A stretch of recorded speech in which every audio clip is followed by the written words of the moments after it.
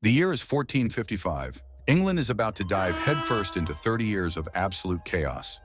Welcome to the War of the Roses, where your chances of survival depend entirely on which color flower you picked. Red for Lancaster, white for York. Let's start with the basics of why your life would be terrible. First, you're a peasant, because let's face it, 95% of people were.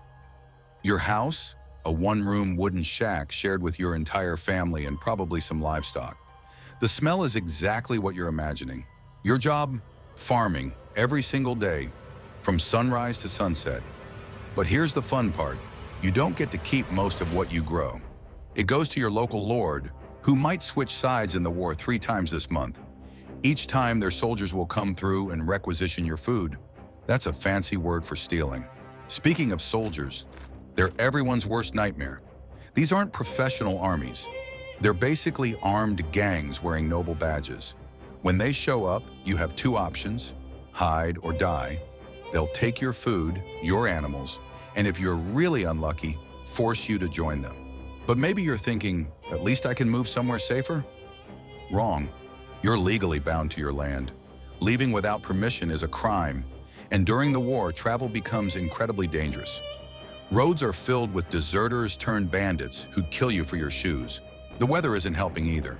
The 1450s saw some of the worst harvests in English history. Remember those soldiers who took your food? Now you have even less. Hope you like turnips. They'll be your main meal for the next few decades. Disease is running rampant. No one understands germ theory yet, so your best medical treatment involves either bleeding or prayer. Usually both.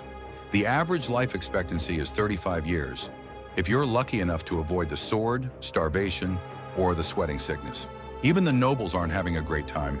Sure, they have better food and actual beds, but they're constantly watching their backs.